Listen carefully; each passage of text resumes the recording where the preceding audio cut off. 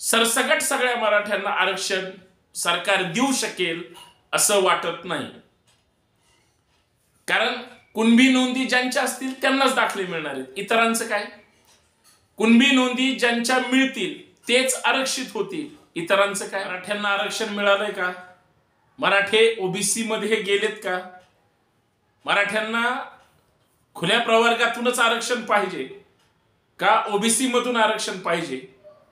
माननीय मुख्यमंत्री महोदयाने किंवा सरकारने जो अधिसूचना जारी केली, जो GR त्या ठिकाणी प्रसिद्ध केला, हे म्हणजेच आरक्षण आहे का? का मराठ्यांची फसवणूक होते का? मराठे जे गुलाल उधळतायत ते योग्य आहे? काय खरी परिस्थिती? या सगळ्या विषयावर मित्रांनो आपल्याला चर्चा करायची आहे। मी आपला मित्र सहकारी संतोष शिंदे। या सामाजिक विचारपीठावर सर्वांचं मनपूर्वक हार्दिक स्वागत। विनंती एवढीच आहे, व्हिडिओ शेवटपर्यंत पहा, जास्तीत जास्त शेअर करा, जास्तीत जास्त सबस्क्राईब करा आणि व्हिडिओ शेवटपर्यंत पहा। मराठा आरक्षणाचा लढा तसा 40-50 वर्षापासूनचा आहे। मराठा समाज आणि मराठा समाजातील नेते मराठा समाजाला आरक्षण मिळालं पाहिजे म्हणून संघर्ष करतायत। मग ते अण्णासाहेब पाटील साहेबांपासून माननीय पुरुषोत्तम खेडेकर साहेबांपासून आज मनोज जरांगे पाटील यांच्यापर्यंत प्रत्येक जण मराठ्यांना आरक्षण मिळालं पाहिजे याच भूमिकेतून आरक्षण मागतोय। पाठीमागे मराठा सेवा संघाची गेल्या 30 वर्षापासूनची मागणी प्रमुख हीच आहे की मराठा समाजाला सरसकट कुणबी संबोधून मराठा समाजाला आरक्षण दिलं गेलं पाहिजे। याच मागणीवर मनोज जरांगे पाटलांनी आरक्षणाचं आंदोलन सुरू केलं। अंतरवली सराठीमध्ये 1 सप्टेंबर 2023 मध्ये जो काही लाठीचार्ज सुरू झाला आणि त्याच्यामध्ये समाजाची तिथली वास्तव परिस्थिती ज्यावेळेस महाराष्ट्रासमोर आली, त्या अंतरवली सराठीच्या आंदोलनामध्ये मनोज जरांगे आणि त्यांच्या सोबत संपूर्ण महाराष्ट्र हा मराठा समाज त्यांच्या पाठीशी उभा राहिला। त्या दिवसापासून आज 27 जानेवारी 2024 पर्यंत मराठा बांधव मनोज जरांगे हेच आमचे नेते आहेत आणि यांच्याच नेतृत्वाखाली या ठिकाणी प्रामाणिकपणे आंदोलन सुरू राहील अशा पद्धतीचा तो लढा होता। आंदोलनामध्ये प्रमुख मागणी ह्याच होती आणि हीच आहे की मराठा समाजाचा ओबीसी मध्ये समावेश झाला पाहिजे। मग आता वारंवार सांगत असताना सुद्धा की मराठा कुणबी किंवा कुणबी मराठा किंवा त्याच्या अगोदर 2005 मध्ये जो सरकारने अध्यादेश काढला होता कुणबी डॅश मराठा, मराठा डॅश कुणबी, ही जी डॅश मध्ये टाकला होता त्याच्यामुळं मराठ्यांचा सत्यानाश झाला। कारण मराठा कॉमा कुणबी किंवा कुणबी कॉमा मराठा असं जर टाकलं असतं तर सरसकट आजपर्यंत सगळे मराठे हे कुणबी झाले असते। हा संघर्षाचा मूळ लढा आणि मागणी आहे। सरकार बदलत गेली, भूमिका बदलत गेल्या, नेते बदलत गेले, कार्यकर्ते त्यांच्या त्यांच्या परीने संघर्ष करत होते। जो आपला नेता आहे, जो आपला समन्वयक आहे, जो संघर्ष करणार आहे त्याच्या पाठीशी लढत होते। आणि तसाही मराठ्यांचा इतिहास आहे की मराठे एकदा लढाईला उतरले तर ते विजयी होऊनच वापस येतात। छत्रपती शिवाजी महाराज असतील किंवा आजपर्यंत मराठ्यांचा इतिहास असेल, तो संघर्षाचा आहे, तो लढाईचा आहे आणि तो विजयाचा सुद्धा आहे। काय आहे मराठा समाजाची मागणी? म्हणून काय GR मान्य केला गेला? 26 जानेवारी 2024 रोजी महाराष्ट्र सरकारने एक असाधारण भाग 4ब प्रमाणे शासनाने एक राजपत्र प्रसिद्ध केलं आणि ज्या पद्धतीनं लाखो मराठे मुंबईकडे त्या ठिकाणी कूच करत होते, मनोज जरांगेंच्या नेतृत्वाखाली सगळ्यांना अशी होती की आरक्षण मिळणार मिळणार आणि मिळालंच पाहिजे। त्या पद्धतीने तो लढा सुरू होता। शासनाने तसा अध्यादेश काढला कारण तो मिळाल्याशिवाय जरांगे पाटलांनी सांगितलं होतं की मी शांत बसणार नाही। मराठ्यांच्या घरातलं दैवत म्हणून आणि मराठ्यांचं पोरग म्हणून मनोज जरांगे पाटलांकडे पाहिलं जातं। शासनासोबत चर्चा सुरू होती, वारंवार शासनाचे ही सगळी माणसं भेटायला येत होती। पण 26 जानेवारी दिवशी, ज्या दिवशी या देशाला भारतीय संविधान मिळालं, लागू झालं, आणि आजपर्यंत गेल्या 74 वर्षामध्ये आम्ही त्या सक्षम लोकशाहीमध्ये जगतोय, ज्या संविधानाने तुम्हाला मला मूलभूत हक्काधिकार दिलेत. त्याच दिवशी मराठ्यांना त्यांच्या हक्काच्या आरक्षणाचा ज्यावेळेस अध्यादेश किंवा अधिसूचना काढली जाते सामाजिक न्याय विभागाच्या वतीनं, त्याच्यामध्ये काही दुरुस्त्या करण्यात आल्या ज्या प्रमुख आंदोलनातल्या मागण्या होत्या. आता तो GR म्हणजेच मराठ्यांना आरक्षण मिळालंय का? शासनाने जो हा GR काढलेला आहे, हा GR म्हणजेच सरकारने जी काय अध्यादेश काढला तोच अध्यादेश म्हणजे मराठा हा कुणबी झाला का आणि कुणबी म्हणजेच मराठा आहे का? तर याच्यामध्ये स्पष्ट सांगितलेलं आहे, जे रक्ताचे नातेवाईक असतील म्हणजे संतोष शिंदे असेल, संतोष शिंदेचे वडील असतील आणि वडिलांचे वडील म्हणजे माझे आजोबा असतील किंवा माझे पणजोबा असतील, माझे पणजोबा त्यांचे भाऊ, पणजोबाचे चिरंजीव किंवा त्यांचा मुलगा, माझे आजोबा किंवा आजोबांचा, ह्या अशा पद्धतीची रेंज ही तुम्हाला वंशावळ द्यावी लागते. वंशावळीवरूनच तुम्ही त्या कुटुंबातले आहात हे सिद्ध होतं. जातीचा दाखला काढायचा असेल तर वंशावळ लागते. वंशावळ कुणाची असते? वंशावळ ही मला जर दाखला काढायचा असेल तर माझ्या चुलत्याचा दाखला लागेल, माझ्या चुलत भावाचा दाखला लागेल, माझ्या चुलत चुलत्याचा दाखला मला घ्यावा लागेल आणि आजोबाचा पणजोबाचा जर असेल तर तो शोधावा लागेल. ही माझी वंशावळ झाली आणि हेच माझे सगळे सोयरे झाले. याच्या व्यतिरिक्त माझे फक्त नातेवाईक भाऊकीतले असू शकतात, लांबचे, त्यांचा संदर्भ जुळत नाही. आजपर्यंत महाराष्ट्रामध्ये जे काही कुणबीचे दाखले किंवा इतर कुठल्याही जातीचे दाखले दिले जातात त्यांच्यामध्ये ह्याच नोंदी किंवा ह्याच पद्धती असतात.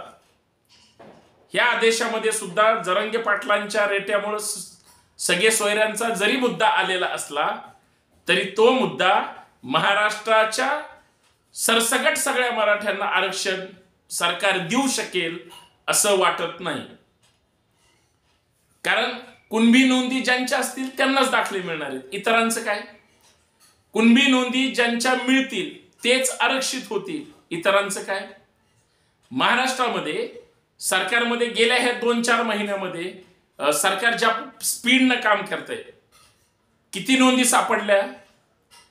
57 लाखाचा आकडा काढला जातो, 54 लाखाचा आकडा बोलला जातो. प्रत्यक्षात किती लोकांना त्या ठिकाणी सर्वे झाला आणि दाखला मिळाला? 12,000, 15,000, 17,000 आकडेवारी आहे. बरं, ही सगळी आकडेवारी जो काही आकडा सांगितला जातो लाखांमधला, हा या 4 महिन्यामधला आहे का? थोडा अभ्यास जर तुम्ही केला तर तुम्हाला याच्यामध्ये 3 गोष्टी महत्वाच्या जाणवतील. एक म्हणजे ही जी काही आकडेवारी आहे कुणबी दाखली दिलेलीची, ही ह्या 2-5 दिवसातली, 2-5 महिन्यातली नसून ही गेल्या 5, 25, 30 वर्षापासूनची ही आकडेवारी आहे. ही आत्ताची आकडेवारी नाही असं बऱ्याच जणांच्या चर्चेमधून येत आहे आणि हे वास्तव आहे. दुसरा मुद्दा आहे की कुणबी हा कुठल्या भागात जास्त सापडला गेला पाहिजे. मराठवाड्यावर निजाम काळापासून जसा अन्याय झाला आणि दुर्लक्षित मराठवाडा राहिला, हा संघर्ष जो काही मराठा आरक्षणाचा आहे तो मराठवाड्यातल्या लोकांचा आहे. खास करून मराठवाड्यातल्या बांधवांनी स्वतःचे प्राण दिलेत मराठा आरक्षणासाठी, विसरून चालणार नाही. जय जिजाऊ जय शिवराय असेल, छत्रपती शिवाजी महाराज की जय असेल किंवा एक मराठा लाख मराठा, ही पहिली घोषणा जर कुठं वादळ पेटलं असेल आरक्षण आंदोलनाचं तर ते मराठवाड्यातून. कारण गेल्या 20 वर्षामध्ये जेवढी काही आंदोलनं प्रत्यक्षात पाहिली ती सगळी आंदोलनं मराठवाड्यातून महाराष्ट्राला मिळालीत, हेही विसरून चालणार नाही. त्या मराठवाड्यात किती नोंदी सापडल्या? आश्चर्य वाटेल, बोटावर मोजण्या एवढ्या नोंदी आहेत ज्या या आंदोलनामध्ये समाधान होणाऱ्या नाहीत. माननीय मुख्यमंत्री महोदयांनी किंवा जरांगे पाटील साहेबांनी आज जी विजयी सभा घेतली, आज 27 जानेवारी 2024 आहे, गुलाल उधळला गेला. तो आरक्षण लढ्याचा संघर्षाचा फार मोठं त्या ठिकाणी पाऊल आहे. पण मराठा समाजाला आरक्षण मिळालंच आहे. त्या GR मध्ये सगळ्यांचं समाधान होईल असं कदाचित तुम्हाला जर कुठं त्या GRचा अर्थ जर तुम्ही समजून घेतला तर तुमच्या लक्षात येईल. मी ही जी काही चर्चा करतो आहे ती जो GR त्या ठिकाणी प्रसिद्ध अधिसूचना जी काही जारी केलेली आहे त्याच्यावर चर्चा करतोय. मी कुठल्याही नेत्याबद्दल किंवा त्यांच्या हेतूबद्दल म्हणजे शंका घ्यावी, संशय घ्यावा एवढा मोठा मी नाही. पण मी जो काही अभ्यास करतोय, केलाय किंवा जे वाचलंय किंवा वाचत असतो त्याच्यातून या अधिसूचनेमध्ये तुम्हाला आत्ताच हे सगळं लागू होणार आहे हे सुद्धा स्पष्ट केलेलं नाही. 14 फेब्रुवारी 2024 नंतर म्हणजे आज 27 जानेवारी आहे.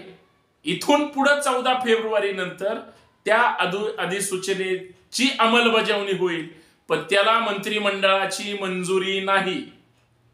जसं बरेच कार्यकर्ते, पदाधिकारी, सहकारी म्हणत होते या अधिसूचनेवर सही नाही. डिजिटल सिग्नेचर आल्यामुळे कदाचित त्याच्यावर प्रत्यक्ष सही करायची पद्धत आता ती तशी शासकीय स्तरावर राहिलेली नाही.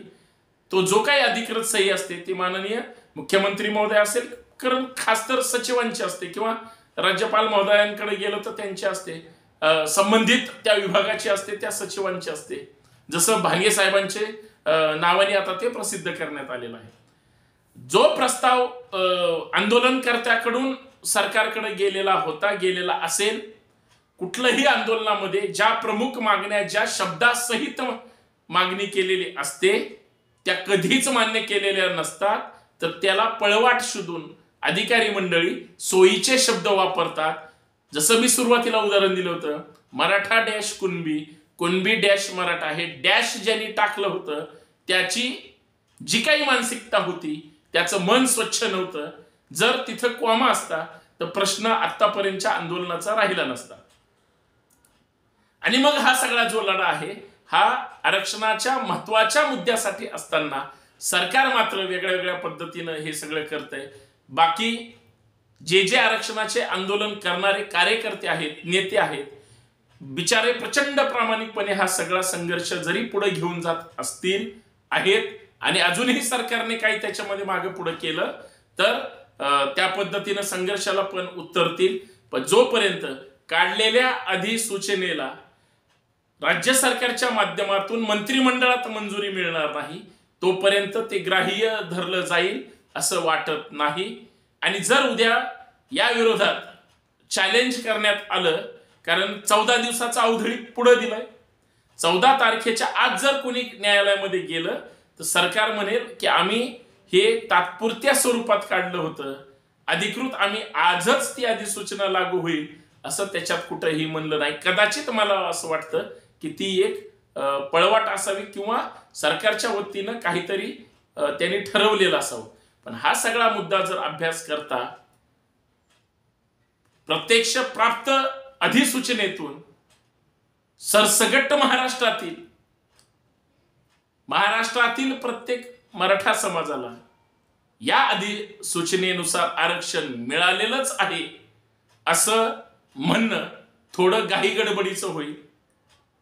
ज्यांच्या नोंदी असतील त्यांचंच त्या ठिकाणी दाखला होईल, ज्यांच्या नोंदी नसतील त्यांना दाखला मिळणार नाही. जसं ज्यांचं बहुमत असतं त्यांचं सरकार स्थापन होतं, ज्यांच्याकडे बहुमत नसतं, आमदार नसतात, निवडणूक लढवलेल्या नसतात, ते कधीच लोकप्रतिनिधी ठरत नाहीत, सरकारमधले म्हणजे सत्ताधारी ठरत नाहीत.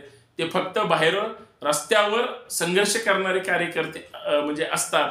तसंच या अधिसूचनेचं आहे असं मला वाटतं. मी या अधिसूचनेची जी काही उकल करण्याचा प्रयत्न केलाय तोच आहे. याच्यातून आरक्षणाच्या विरोधात किंवा या म्हणजे आंदोलनाच्या विरोधात असा असायचा काही संबंध नाही. मी आरक्षण समर्थक आहे, मी आरक्षणाची भाषा बोलतोय. सरकारने सांगितलं होतं ज्यावेळेस ओबीसी नेत्यांनी मराठा समाजाच्या आरक्षणाला विरोध केला ओबीसी मधून देण्याचा, त्यावेळेस सरकारने माननीय मुख्यमंत्री असतील, उपमुख्यमंत्री असतील यांनी जाहीर केलं होतं की ओबीसींना धक्का न लावता त्या ठिकाणी आरक्षण देण्यात येईल.